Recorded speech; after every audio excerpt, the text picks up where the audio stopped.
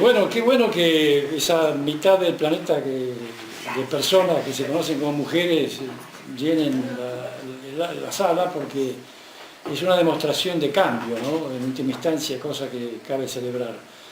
La idea de hoy es, visto la actualidad y siendo yo periodista, es tratar de vincular hechos y cosas que tienen que ver con la historia, que puedan tener alguna utilidad para interpretar los tiempos, ¿no? Hay un déficit de la América Latina, de nuestro continente, de nuestra América, que es el de la falta de formación de ciudadanía. La construcción de ciudadanía es el verdadero déficit de nuestros países, a mí es una cosa que me preocupa desde hace mucho tiempo, inclusive porque puedo hacer una parte breve sobre una anécdota personal. Cuando yo estaba en la escuela primaria, gobernada del primer peronismo, y había muchos chicos, compañeros nuestros, que conseguían pelota, guardapolvo, premios, escribiéndole a la Fundación Eva Perón. Me acuerdo que nos juntamos con unos amigos y dijimos, hagamos una carta y pedamos una pelota número 5, a ver si nos mandan. Nunca lo recibimos, pero, o sea, andando el tiempo, llegué a la conclusión de que ese país ya estaba complicado en términos de construcción de ciudadanía, cuando se podía pensar que con dinero público se podía hacer lo que todos sabemos que se hace cuando el poder es arbitrario. Y la conclusión fue que hace 70 años que en la Argentina vivimos condicionados por una idea de poder que no es democrática y que incluso está justificada por vastos sectores de opinión pública. Y yo creo que ese es un problema grave que no sabemos resolverlo, que además va creando las condiciones para que la posibilidad de reaccionar vaya disminuyendo en la medida que terminamos sin saber exactamente qué significa la palabra democracia, a pesar de tener 3000 años de antigüedad. Pero curiosamente, y andando el tiempo, también uno descubre que hasta los mismos griegos no la tenían muy clara con respecto a eso. El fundador de la historia moderna, Tucídides, no era democrático, no lo eran Aristófanes y otros creadores de arte en ese momento, porque sostenían que difícilmente la plebe, que no era una palabra que tenía connotaciones negativas cuando se apareció en el lenguaje común, en sus diferentes lenguas, no estaba en condiciones de decidir cuál era el mejor gobierno. Entonces, en los discursos de Tucídides sobre la historia de la guerra del Peloponeso, que voy a citar luego un párrafo, se plantea subliminalmente la idea de que la construcción cívica tiene que tener dos vías. Una, la del dirigente honesto. Parecería una obviedad, ¿no? Pero sin embargo no lo es, porque el poder es una vía que suele soslayar la honestidad. Y no necesariamente porque el hombre público de esa consideración y en ese momento sea naturalmente deshonesto. Yo recuerdo que, por ejemplo, en Italia, cuando la formación de la unidad italiana, el conde Cavour, que fue el gran político que terminó de cerrar el episodio de un país que en el siglo XVI había perdido importancia después de haber generado el Renacimiento, por no haber sabido unificarse, más allá de la dificultad geográfica que tenían también los alemanes. No por nada España y Francia fueron países unificables, porque la meseta española y la llanura francesa permitían la conexión, y no lo pudieron hacer Italia y Alemania, divididos en valles y comunidades muy separadas entre sí, con una contradicción. Roma lo había podido hacer, superando toda la frontera, pero Roma fue un fenómeno absolutamente distinto en la historia. En primer lugar, porque era un imperio entendido de una manera distinta de la que conocemos hoy. El imperio lo es no cuando es imperialista, sino cuando integra las culturas que conquista. Todos sabemos que los romanos incorporaban los reyes de las culturas que vencían, no los destruían.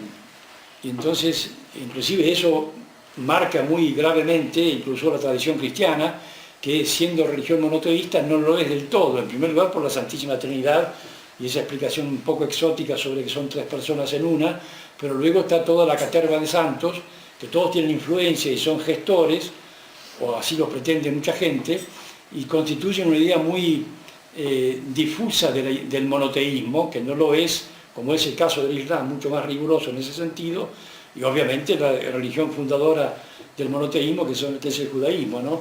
Bueno, en fin, para no derivar, la discusión sobre la formación de ciudadanía, repito, es un tema no resuelto. Y les voy a citar un parrafito que tiene que ver con alguien que no creía en la democracia, pero que en el discurso, recordando a Pericles, dice: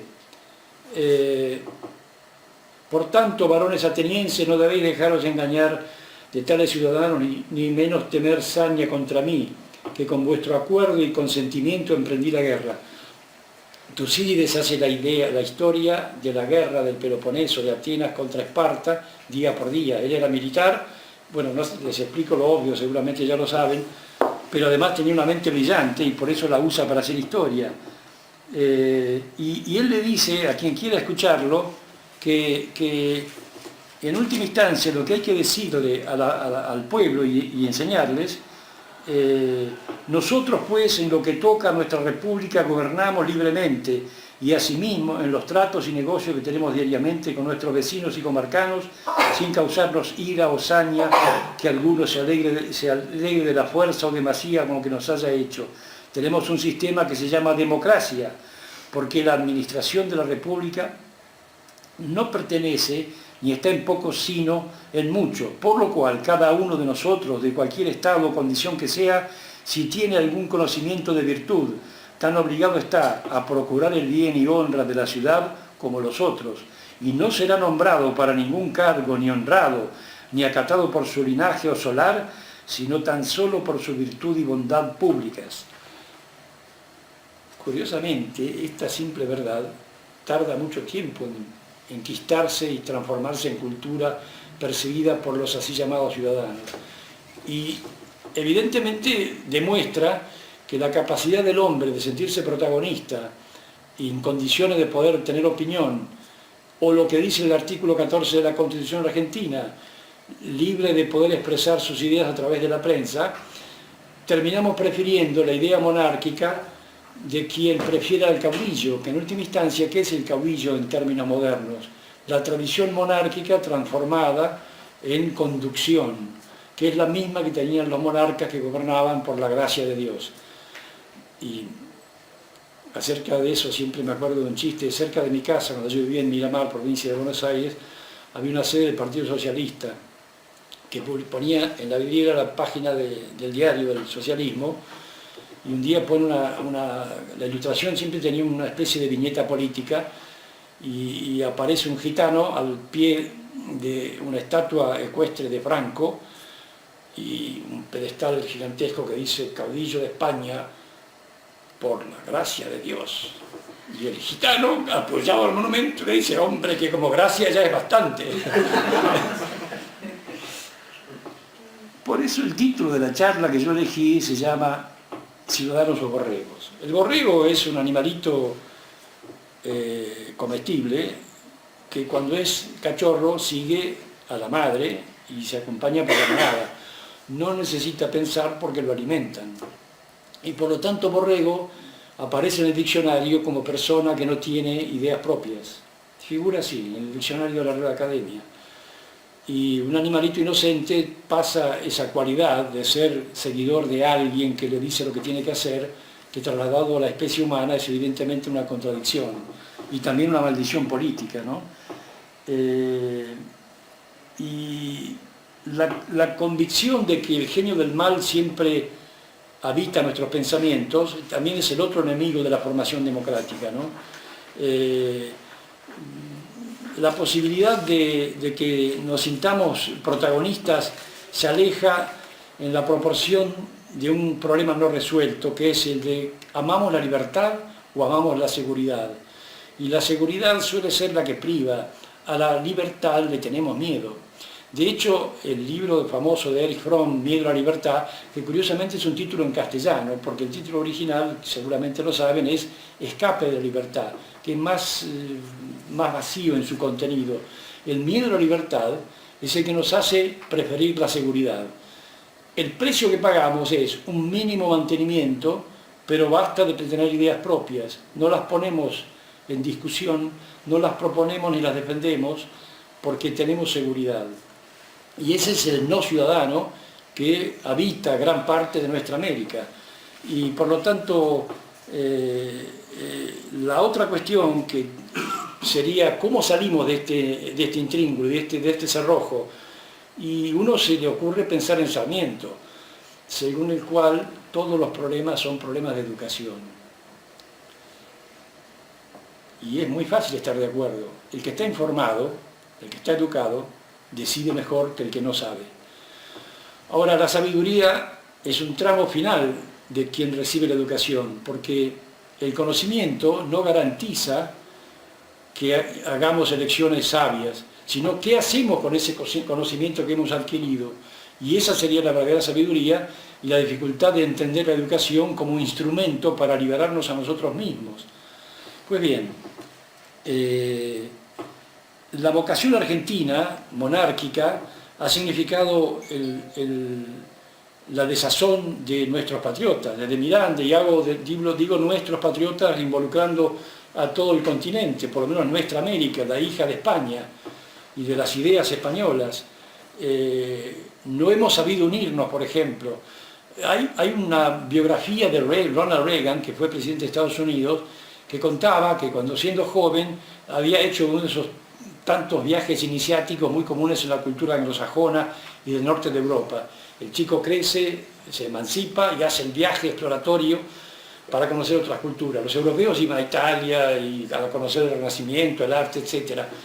Ronald Reagan viaja a los 20 y pico de años, viaja a Europa, a nuestra América, y cuando vuelve escribe un artículo y explicando, dice, qué curioso, los americanos del sur están todos desunidos en países distintos.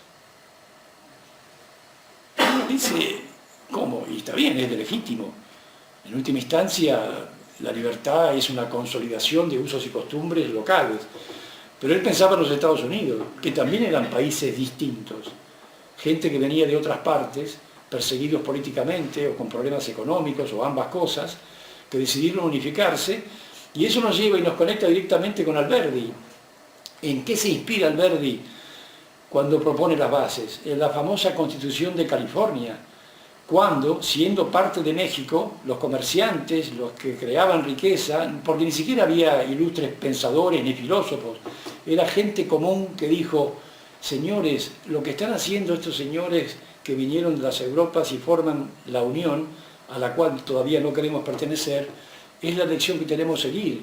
Y crean una constitución donde la libertad asegurada por la libertad de contraer matrimonio que no se podía hacer bajo la ley española, a pesar de que México ya era independiente, la posibilidad de elegir qué tipo de educación, la posibilidad de los matrimonios mixtos, que también estaban prohibidos por el hábito religioso político del heredado de España, y por lo tanto todo eso conspiraba en contra de la formación de ciudadanos libres en sociedades libres.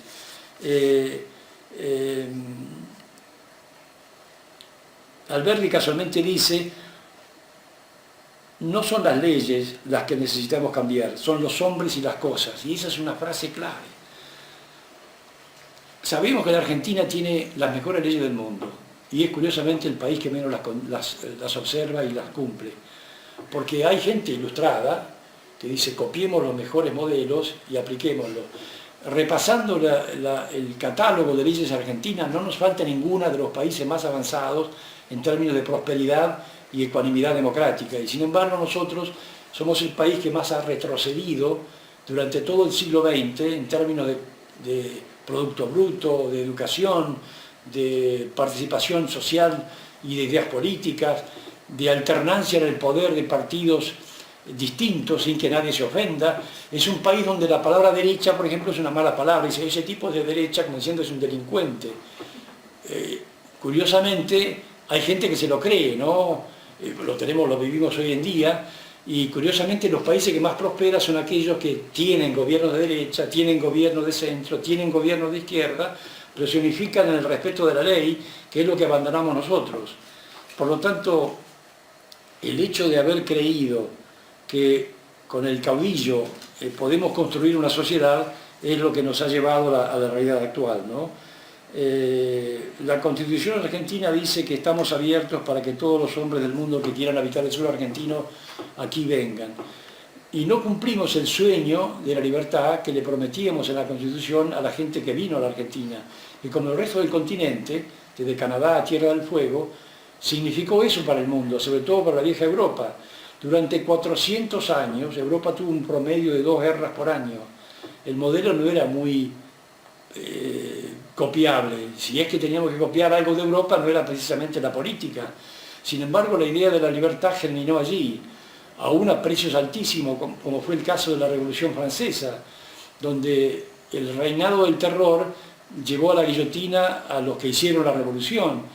¿Y por qué? Y eso es un ejemplo que nos sirve para entendernos a nosotros mismos, porque la idea monárquica en Francia no había tenido ni alcanzado la capacidad de civilización política que sí tuvieron los ingleses, que ya en el siglo XIII, con la Magna Carta, inventan dos conceptos fundamentales. El que crea riqueza y sostiene al Estado tiene derecho a opinar cómo se conduce el Estado. Y genera la otra cuestión que filosóficamente nosotros nunca alcanzamos, las culturas que derivamos, en este caso de la cultura española. La Cámara de los Comunes, que todo el mundo conocemos, nos impide a veces reflexionar en qué significa. La palabra común es una revolución democrática. El hombre de la calle es el hombre común. Y tenemos un parlamento formado, tienen los ingleses, por gente común. Y lo lograron siglos anteriores, muchísimo antes de lo que jamás pudimos pensarlo en nuestra América o en la España de la que derivamos. Aún habiendo habido movimientos políticos españoles que generaban comunidades que creían en la libertad, el poder político siempre se identificó en la monarquía y una monarquía vertical. Entonces vuelvo a lo que decía hace un momento. El caudillo es la traducción moderna de la idea monárquica. Nos ponemos en manos de quien lo sabe. Y un ejemplo curioso de monarquía es el que propone, por ejemplo, el marxismo interpretado por la Unión Soviética o países como Cuba en nuestra América, que consolidan lo que Marx llamó socialismo científico, que es una manera de decir, es como la ley de la gravedad, no se puede cambiar. Es un dogma que aplicado funciona. Todos sabemos que no funcionó, menos sus protagonistas, pero también esa es una idea monárquica. Porque en última instancia el ejemplo de la Unión Soviética, que era la gran esperanza de los europeos, no olvidemos que en el siglo XIX aparece la doctrina social de la Iglesia, que no por nada es una idea de un jesuita, no de un peronista, y en 1860 y pico, un integrante de la orden jesuítica le dice al Papa, la respuesta política que tiene la gente que no tiene dónde comer, viene de partidos y de sindicatos, anarquistas, comunistas, socialistas, y esa es la gente, son nuestra grey, y la competencia era obvia.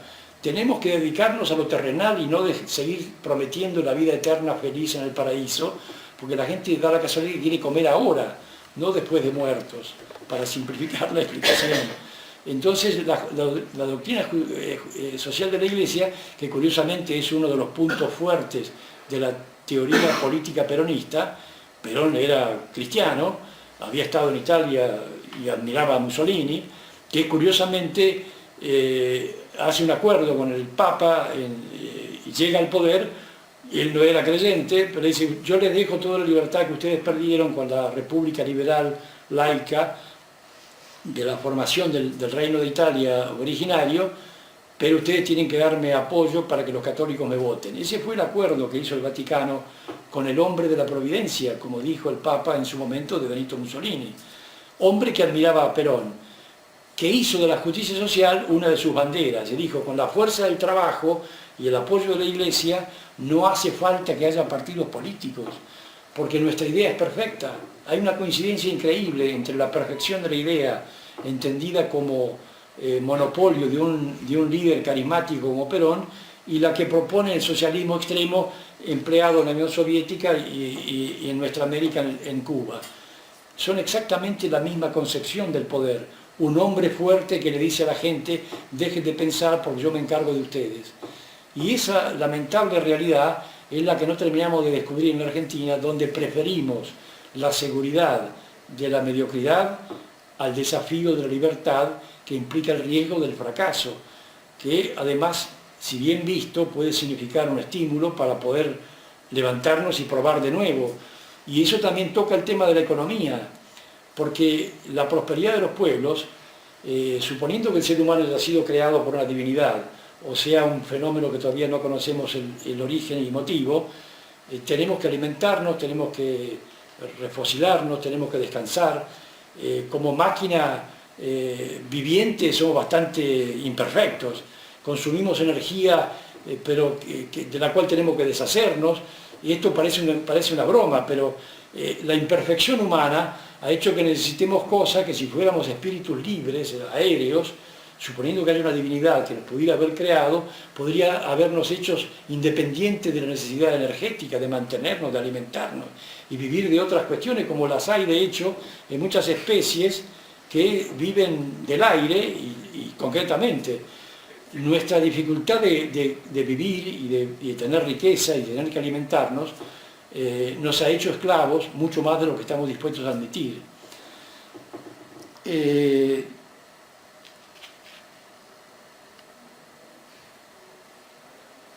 La diferencia entre creer que podemos generar nuestro protagonismo en la política choca en la Argentina con la necesidad de creer en los salvadores. Y ese dilema ha ido cercenando la posibilidad de pensar, y de hecho, si no resolvemos ese problema vamos a profundizar las dificultades que tenemos. Hay una realidad geopolítica e histórica que demuestra la identidad profunda de nuestro fracaso como organizaciones sociales. Cuando el siglo XIX, el siglo de las luchas por la independencia, rompe el dominio español, había en América dos grandes centros políticos y culturales y económicos. La ciudad de Lima, de la cual dependíamos. Los patriotas argentinos no se formaban en Buenos Aires, se formaban en Charcas. Mirábamos hacia Lima. Salta era próspera, producía, a más del famoso mercado de mulas, el intercambio con el Pacífico y el Atlántico había hecho de Salta lo que muchos historiadores salteños señalan como el momento de la sociedad opulenta. Claro, en 1810 la ciudad de Salta tenía 5.000 habitantes. Como sociedad era más bien un chiste, más que un país organizable. Pero era una sociedad opulenta, no había pobreza. El cierre de la conexión con el Pacífico, la muerte de Güemes acelera la ruptura y la pérdida de lo que se conocía como Alto Perú y la conexión con la salida al Pacífico, que es lo que ha hecho grande los Estados Unidos. Si no hubieran conectado el Pacífico con el Atlántico, las montañas rocosas y los estados centrales de Estados Unidos serían el noroeste argentino. Gente lejos de la conexión del mar, gente desconectada. Obviamente las suposiciones históricas son eso, suposiciones, pero es el problema que tuvimos nosotros. Y fíjense ustedes, Estados Unidos no existía. Lima y la Ciudad de México, que es el otro polo político importante, tenían un gran futuro ante sí. Y lo decían Miranda, y lo decían Bolívar y San Martín y Belgrano. No hacía falta, ya teníamos armado una sociedad, una misma lengua, o dos considerando el portugués, que es primo hermano, aunque estuviera separado políticamente, pero evidentemente conectable, y por lo tanto no teníamos nada que pedirle a nadie. La unidad de América era un hecho. El virreinato del Río de la Plata, aún si una invención política muy al final del siglo XVIII y poco antes de la revolución independentista, tenía una conexión fuerte con Lima. Y por lo tanto faltaba simplemente determinar que no había barreras y que éramos una nación tal como la que asombró a Reagan en su escrito cuando dijo los sudamericanos están todos desunidos en países distintos. Bueno, ese fracaso también tiene que ver con el hecho de que la hermandad latinoamericana es una construcción ficticia. No supimos ver que Lima y México representaban la continuidad demográfica que nos hubiera hecho un gran continente. Aún así hubo países más afortunados que otros. Toda la franja del Pacífico, con la excepción de Chile, que igual fue siempre un país pobre, por razones geográficas, de capacidad productiva, Argentina recibió el apoyo, la sangre, los deseos de prosperar de los millones de personas que llegaron a la Argentina entre fines del siglo XIX y principios del XX.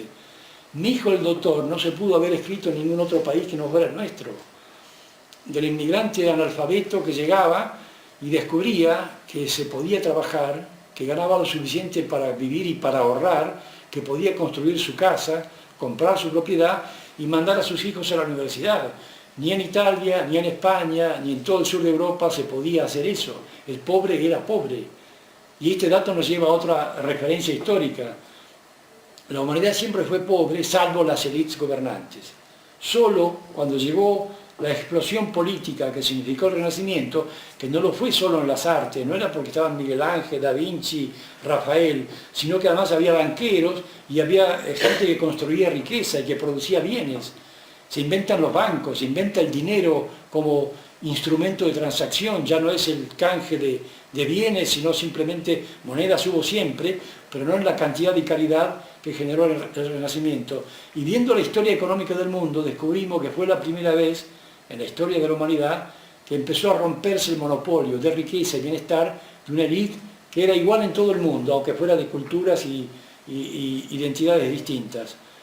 Poco a poco la gente entró, el hombre común famoso empezó a incorporarse en esa capacidad de crear riqueza para sí mismo y no solamente para el dueño de la política, para el caudillo, para el rey, el conde, el duque, según fuera quien gobernara. Bueno, eso se trasladó a la Argentina y ahí se produce una división muy interesante. Hay dos Argentinas y curiosamente se estudia poco en términos históricos, al menos a mi juicio.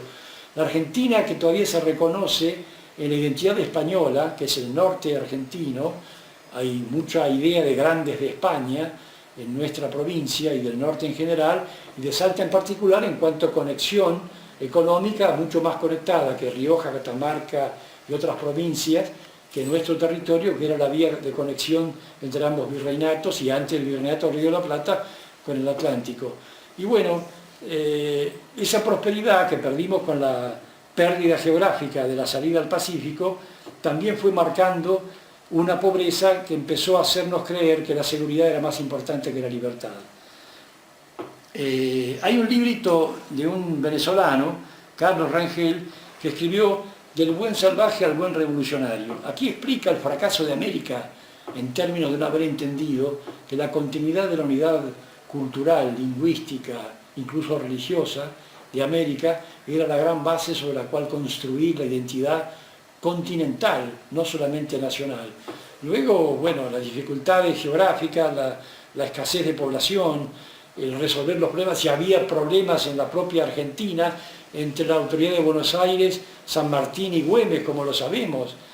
Perdemos el norte porque no le importa a nadie que dos bolivianos se paren a Tarija de lo que era gobernación de Salta, y la muerte de Güemes confirma eso. Se pierde el interés por seguir conectados con el resto de América.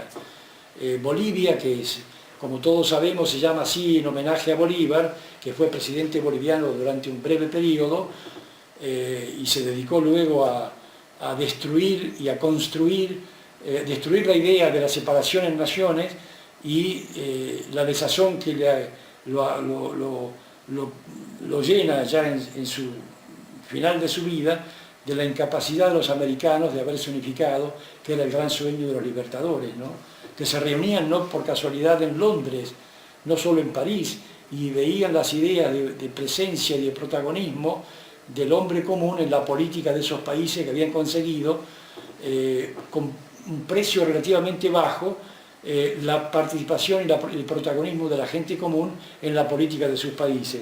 Es un fenómeno curioso porque sucedió en muy pocas partes, pero la reflexión nos lleva a pensar que también aquellos países señalados como potencias dominantes, colonialistas por ejemplo, aún de donde se retiraron, dejaron el germen de una idea política que los países que habían dominado no tenían. El caso más macroscópico y evidente es el de la India. Gandhi hace la revolución, echa a los ingleses con los motivos que todo el mundo entiende y celebra como inteligentes, y lo hace pacíficamente, no hubo necesidad de ninguna guerra de la independencia, un milagro político que hace de Gandhi uno de los gigantes de la política del mundo y de la historia.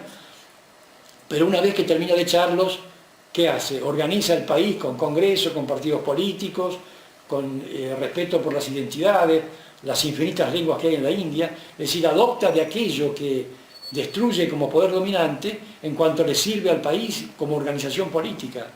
Nosotros lamentablemente no tuvimos Luego tuvimos el problema de que a la idea que tuvieron los romanos de acudir al hombre fuerte cuando una crisis apretaba, la aplicamos mal. Ustedes saben que la palabra dictador tiene un noble origen. Dictador era el hombre que los romanos elegían en momentos de crisis para resolver un problema que los métodos normales impedían. Roma siempre fue asediada por tribus bárbaras, recordando que la palabra bárbara etimológicamente significa extranjero, que en cuanto enemigo pasó a ser inferior a nosotros y por lo tanto bárbaro tiene esa connotación negativa, aunque en el lenguaje coloquial decimos qué bárbaro por algo que nos gusta, ¿no? Una contradicción lingüística que siempre me divierto en destacar, como bárbaro, que no sería mejor que fuera civilizado. Ah, claro, sí, bueno, en fin. En última instancia puede haber una significación, ¿no?, de utilizar una palabra que tiene un matiz peyorativo como algo que parece digno de ser celebrado. Pues bien, la vocación, vale la pena recordar el episodio de Cincinato, militar, gran político, se deja su carrera y se va a vivir al campo y con su arado es llamado ante una emergencia política para mediar entre dos facciones políticas. Se asume como dictador que era el hombre que se llamaba para la providencia, y él decía, yo me encargo de esto, lo soluciono y me vuelvo a mi casa, que es lo que tenía que hacer un buen dictador, donde buen y dictador no eran enemigos en ese momento. Luego la amenaza de dos tribus venidas del norte de Europa, también de la profundidad de Asia, como casi todas las tribus que dominaron Europa antes y después de la caída del Imperio Romano, también impone su talento con estrategias brillantes, elimina el problema y se vuelve a arar su campo. Ese ejemplo del dictador, si seguimos la evolución política de la palabra, descubrimos que una vez más se transforma una solución política en un enganche con la idea monárquica, verticalista, absolutista y por la gracia de Dios que tiene el vocablo en nuestra actualidad. Un dictador es algo que nadie quiere, sin embargo es alguien por cual votamos muchas veces, porque nos garantiza esa mínima seguridad, esa garantía de supervivencia, llamémosle subsidio para usar una palabra muy actual, que nos permite eliminar el problema de la libertad, que no asumimos el riesgo de ser dueños de nuestra existencia. Fíjense ustedes que hay un librito que se llama El Poder Legislativo, aportes para el conocimiento del Congreso de la Nación Argentina. Es una compilación de leyes que hizo Jorge Horacio Gentile y dice, la historia institucional de nuestra República está plagada de fenómenos orientados hacia la centralización del poder en el Estado Nacional y la concentración de ese poder en el Ejecutivo Nacional. Nos llamamos, como sentimos que somos una república presidencialista. Por ejemplo, todo el mundo habla de la época de Rosas como la aparición del caudillo omnisciente que piensa por todos y antecedente de lo que luego fue el peronismo en el siglo XX. Pero resulta que el 6 de octubre de 1820, reunidos en la sala de sesiones, los señores representantes del margen, hallándose ya expeditos para continuar el ejercicio de sus funciones por esfuerzo de las armas comandada por el señor gobernador y capitán general electo Martín Rodríguez, le otorgamos poderes extraordinarios y absolutos. Se procederá con arreglo a la ley del nombramiento de gobernador y capitán general de la provincia para los objetos expresados en el artículo anterior, con absoluta arbitrariedad del manejo político de la sociedad. Y se lo nombra, la idea de Cincinato, nombrado para la emergencia como dictador, aquí se transforma en solución de que alguien se hace cargo del problema y ya no nos necesita a nosotros como protagonistas. Y eso se repite con Martín Rodríguez, con Rosas. Curiosamente Rosas había sido administrador de los grandes campos de los Anchorena, y luego copia el modelo, lo transforma para sí y comienza poco a poco la conquista de lo que se llamaba el desierto. La Argentina era un país muy chiquito, terminaba en la mitad de la provincia de Buenos Aires, porque el resto era dominio de tribus, muchas de ellas originariamente de Chile, un problema que sigue vigente hoy con los mapuches, que habían sometido a las tribus locales y que organizaban el contrabando y eran un peligro para la expansión de lo que era en ese momento un país con gran proyección, pero con existencia real muy disminuida. Uno mira los mapas de la época, está la conexión Lima, Salta, Córdoba, Buenos Aires, como corredor, y la Patagonia inexistente en manos aborígenes, el este y el oeste también con las mismas condiciones, a tal punto que solamente en el siglo XX el primer peronismo hace que las provincias del noroeste, del nordeste se transformen en estados autónomos, eran territorios nacionales, poco poblados, con dificultades de producción, no podían ser independientes y dependían del poder central. Obviamente que la geografía también conspiró en contra de la posibilidad de que tuviéramos un país equilibrado. Yo recuerdo cuando esa democracia limitada que tuvimos cuando estaba proscripto el peronismo, un grave error de la política nacional, no de este o aquel sector, en vez de intentar su transformación, lo proscribimos y le dimos la fuerza carismática que luego aprovechó para ejercer el poder de manera hegemónica. Un discurso de Frondizi, que fue un presidente providencial, pero también con el peronismo proscrito, que en su primer discurso en el Congreso de la Nación dijo: en la medida que haya una ciudad de Buenos Aires que tiene el Producto Bruto de Bélgica y un noroeste y un nordeste que tienen un Producto Bruto de un país africano, no podemos hablar de la Argentina como nación integrada, porque se hablaba ya del hecho de integrarnos con Chile, y con Perú y con Bolivia, pero resulta que la dificultad que tenemos, que sigue vigente hoy, es el vacío demográfico. Tenemos en Salta poco más de 1 millón de habitantes, el Gran Buenos Aires en términos electorales no necesita de nosotros, ellos eligen, la provincia de Buenos Aires elige a los dirigentes nacionales simplemente por una cuestión de número. ¿Y por qué la gente no viene a vivir a esta provincia?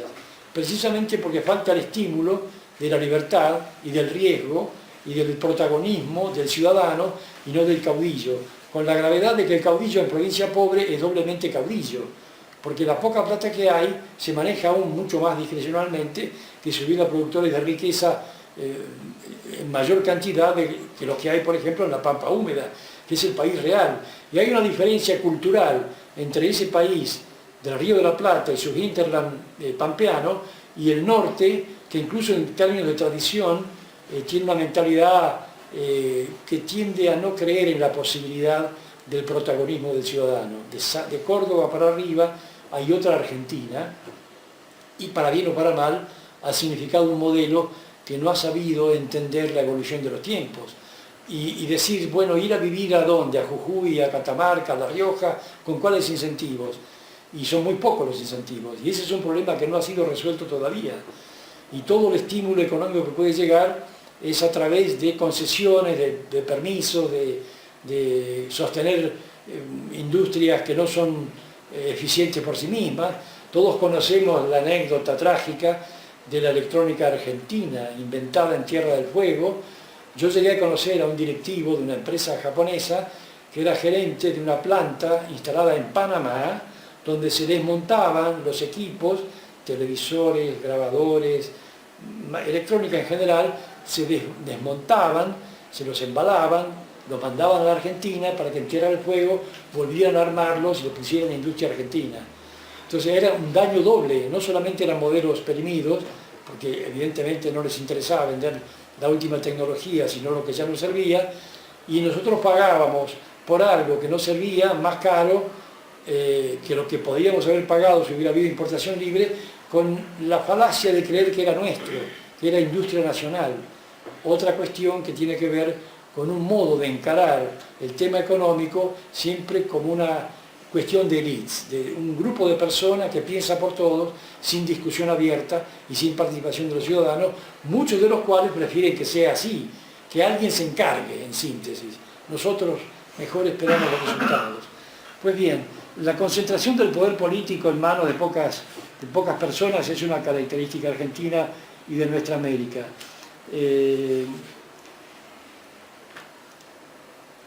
Ustedes saben que acá tengo casualmente el nombre del jesuita Luigi Tapparelli. En la revista de los jesuitas publica en 1860 un artículo de ensayo que se llama Justicia Social, y es lo que le pone a la Iglesia para competir con las fuerzas emergentes políticas y sindicales que le disputaban el control de la población, el afecto de los ciudadanos que hasta ese momento había sido patrimonio y monopolio de la Iglesia, ¿no?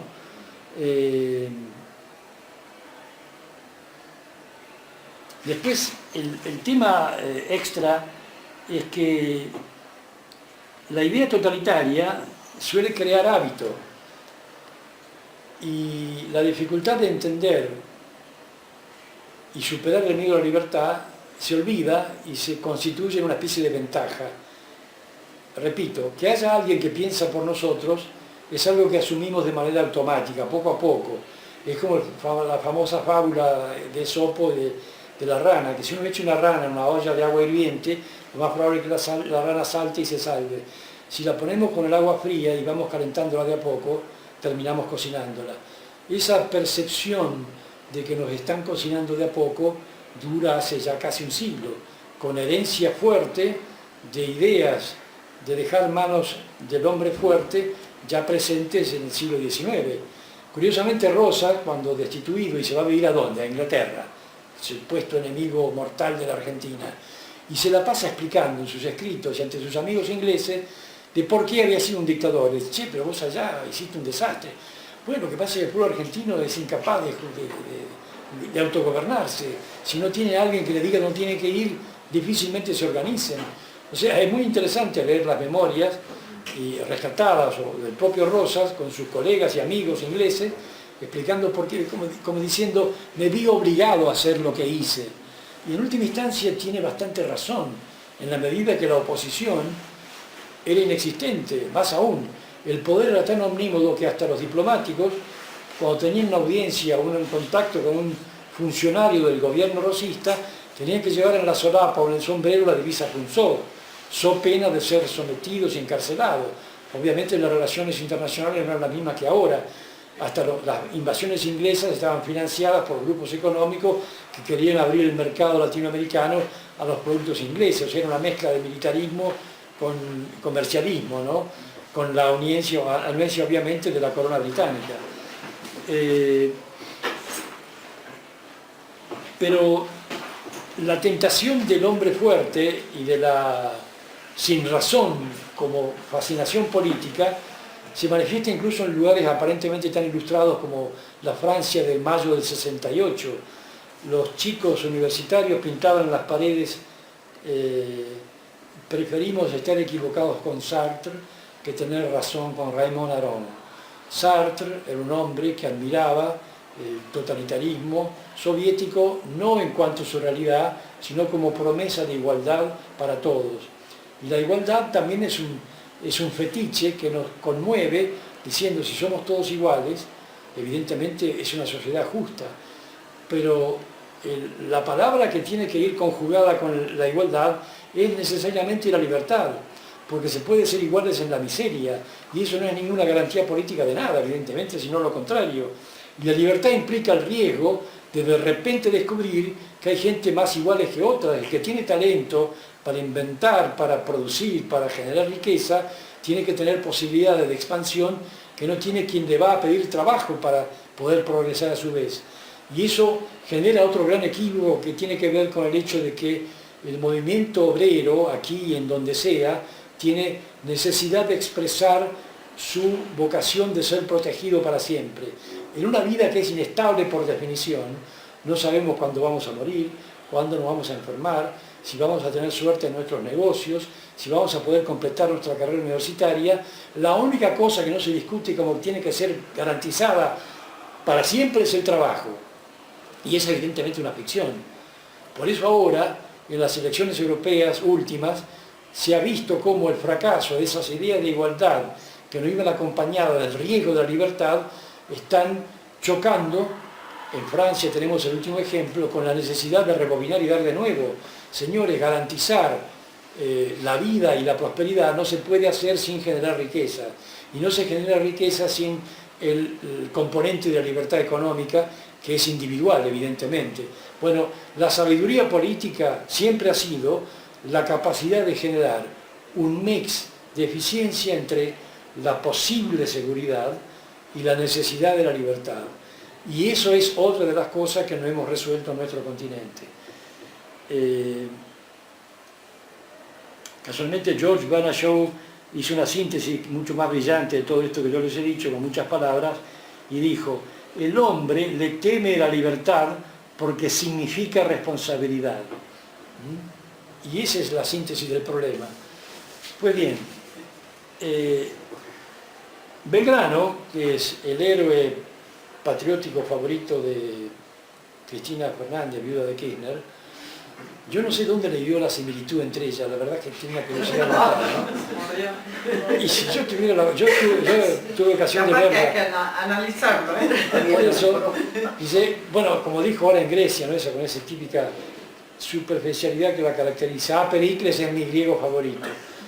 Los griegos quedaron fascinados por su profundidad filosófica, ¿no? En una frase condensó a Pericles, fantástico. Y yo me imagino cuando ella dijo ese famoso discurso en Rosario, en homenaje a Belgrano, en el movimiento de la bandera: vamos por todo. Y ella habrá pensado que Belgrano podía haber estado en esa situación y gritar: vamos por todo. Entonces, lo increíble del asunto no es que ella haya sido protagonista de esta anécdota falso-política, sino que haya gente que le haya parecido bien. Y ese es el verdadero problema. Por eso Belgrano, en su autobiografía de unas pocas páginas, dice dos cosas que me parecen importantes. El bien público estaba a todos instantes a mi vista, el bien público. Si no hay bien público, no puede haber figura política. Si el bien es mi bien personal, ustedes saben muy bien, o al menos yo lo digo todo el tiempo y no soy el único, que la carrera política se ha transformado en una carrera económica. ¿Qué vas a hacer cuando sea grande y me afilio al Partido Justicialista? Digo por decir, no porque tenga nada que ver con el justicialismo, y voy a prosperar, y de hecho sucede, ¿no? Entonces van ex radicales, ex demócratas cristianos, ex socialistas, que pasa todo el tiempo, y van con el caudillo que tiene la plata, no porque sea un genio, sino porque tiene la lapicera, y dice: mira, yo tengo una idea, lo que pasa es que en mi partido va a ser difícil, en la legislatura somos 15, en fin, ¿dónde tengo que firmar? Y se pasan a quien manda. Y curiosamente, también eso nos parece genial, y hoy en día, ¿qué están discutiendo los políticos salteños?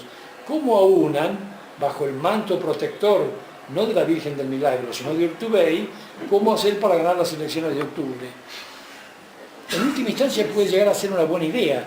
Urtubey, que es un hombre inteligente, aunque trata de ser teórico del peronismo, y lo acusan sus ex conmilitones de ser cómplice de Macri, un delito gravísimo como todo el mundo sabe, en un caso pueden llegar a hacer las cosas bien, cambiar la provincia de Salta, hacerla más racional, apostar a la productividad, conseguir cosas que nunca se hicieron en infraestructuras. ¿Ustedes oyeron hablar alguna vez de la canalización del Bermejo? Es una fantasía que conocemos todos y que nunca pasó más allá del proyecto. A mediados del siglo XIX ya había gente que decía: transportemos no con Moyano, que ya existía en esa época, en camiones con ruedas de goma, sino en canales que son más baratos que el ferrocarril, las riquezas del norte. Ahora el norte argentino, Orán y los alrededores, es el reino de los bagalleros que pasan contrabando. Y yo recuerdo en Rotterdam, en Verona, que es capital de la producción agropecuaria de esa parte de Europa, productos salteños que aquí no se conseguían, eran primicias que se mandaban al puerto del Paraná e iban directamente a Europa, que no se consumían aquí, incluso porque eran mucho más caras, y hemos dejado perder esa capacidad productiva en beneficio de los bagalleros. La evolución económica de Salta pasó de la prosperidad del producto agropecuario, los pomelos, las naranjas y otras delicias, que además se podían vender más caras. Cuando oigo decir no podemos competir, digo: pero señores, ¿cuál es la queja de Donald Trump contra los alemanes? Que le vende los autos más caros a los estadounidenses, no los más baratos. ¿Y por qué se los puede vender? Porque son buenos. Porque la primicia de Orán era buena, se podía comprar y pagar más caro, no había que competir con el norte de África, etcétera, con precios subsidiados y eventualmente peor calidad. Se podía especializar como llegó a ser en su momento, y esa decadencia que la opinión pública en la ciudad de Salta no discute, y mucho menos en la legislatura, hemos perdido un norte productivo en beneficio del contrabando, al cual hay que subsidiar. gente que trabaja sin horarios, sin protección sindical, sin tener seguro médico, y de lo cual nadie dice nada. Entonces esa decadencia es parte de la idea de que el hombre fuerte nos va a proteger. Y resulta que el hombre fuerte de repente es tonto, es solo fuerte. Porque además de fuerte debería ser inteligente. Si no tuviéramos más alternativa que tener caudillo, por lo menos que fuera gente que tiene ideas. Pero hemos votado a gente que solamente era fuerte y a veces una fortaleza que se quebraba en la primera dificultad. Lo hemos visto demasiadas veces. Pues bien,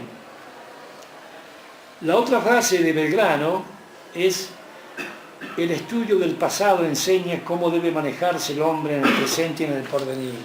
Si ignoramos de dónde venimos, difícilmente sepamos dónde queremos ir. Y si abandonamos la estructura de riqueza política que significaba la organización de los españoles, porque es mentira lo de la leyenda negra española, no fue tan mala como dicen sus enemigos, ni fue tan buena como dicen los españoles, pero muchas de las instituciones que ellos trajeron las olvidamos desde 1810 y las sucesivas revoluciones independentistas que hubo en América, la última de las cuales la cubana. No supimos aprovechar lo que teníamos como organización demográfica, política y de autoridad.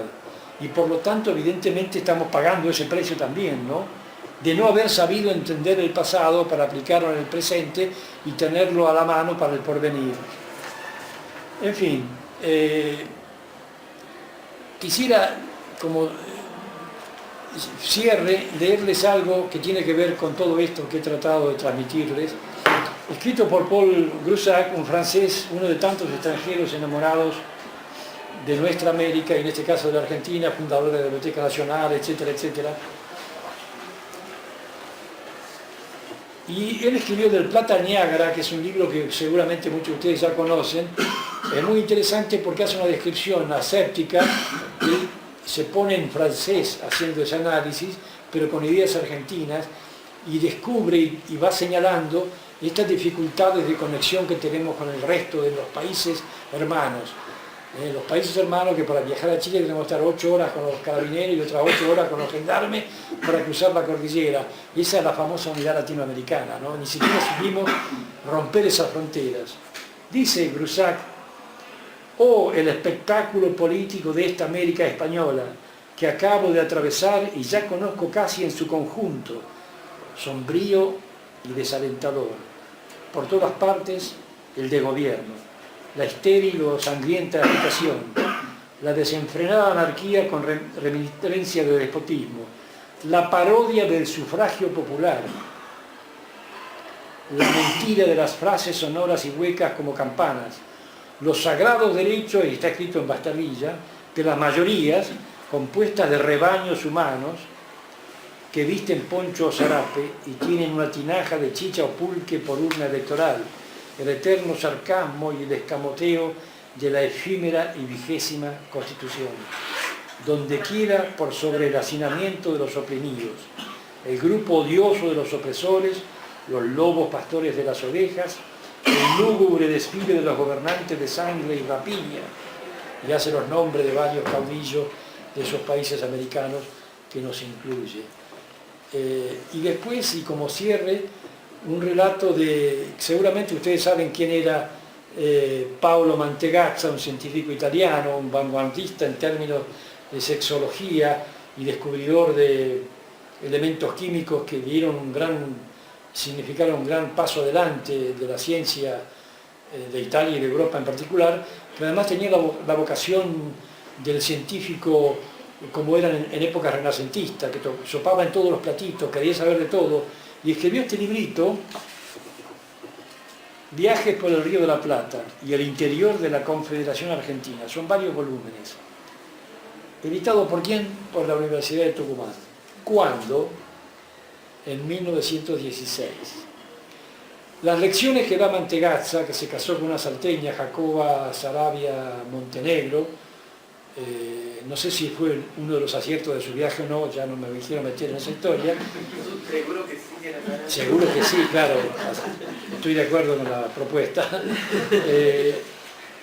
Él hace una descripción de la fauna, de la flora, de los productos, de la magnificencia de la naturaleza del país y sobre todo de Salta, pero luego hace una acotación de tipo social de la sociedad salteña.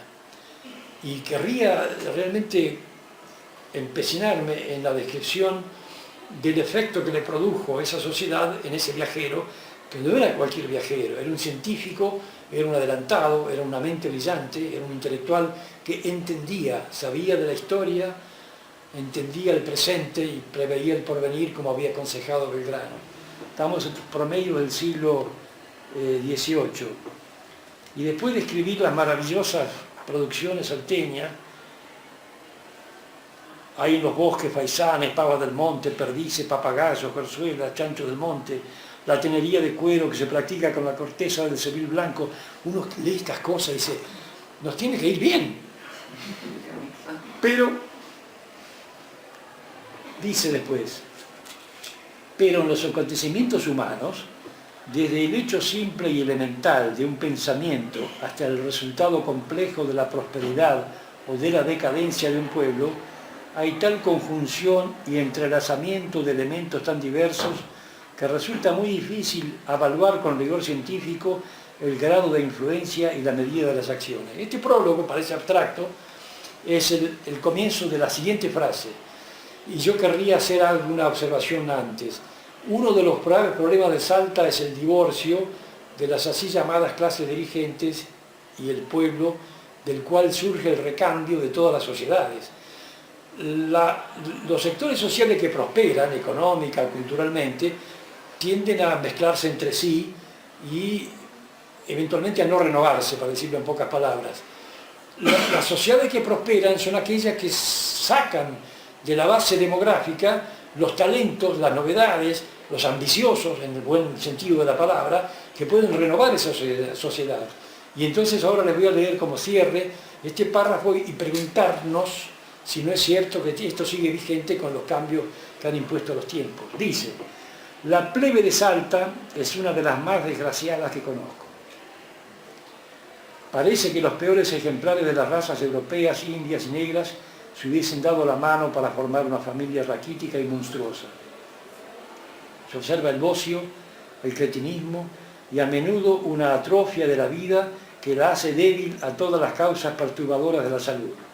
Con buenos alimentos, con un clima al que no puede llamarse malo, con la regeneración de un continuo incremento, se encuentran, sin embargo, criaturas que parecen destinadas por la naturaleza a arrastrar una vida de escasa energía y pocos placeres y a morir antes de tiempo. Esa es la descripción de lo que sería nuestra base demográfica en esa época. Lo que debería ser el tanque de reserva para renovarnos le causa esa impresión. Podemos no estar de acuerdo, podemos decir no, pero en fin, bla, bla. Pero esa es la percepción que él recibe y la que transmite también en Europa. Y luego agrega y redondea el concepto y dice, cuando un extranjero recorre por primera vez las calles de Salta, siente que el corazón se le oprime al encontrar a cada paso mestizos de cabellos lanosos, cigomas pronunciadísimos, en los que la anemia, apareciendo a través de una piel fangosa, asume un tinte lívido que da miedo.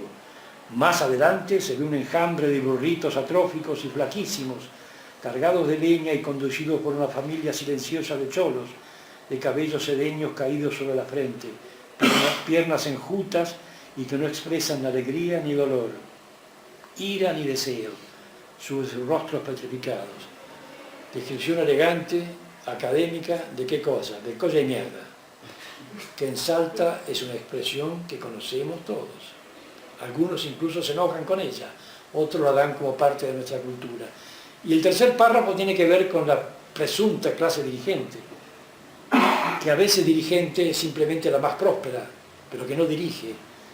Sin embargo, cuando entráis a las casas acomodadas, adelántanse gentiles y bellas señoritas de largas pestañas y ojos andaluces, y sois presentados a honorables caballeros de continente noble y desdeñoso, y en todas las familias puede verse el aspecto de una vida abundante y robusta. Efectivamente, en Salta, la plebe y los ricos forman dos naciones diversas que viven bajo el mismo techo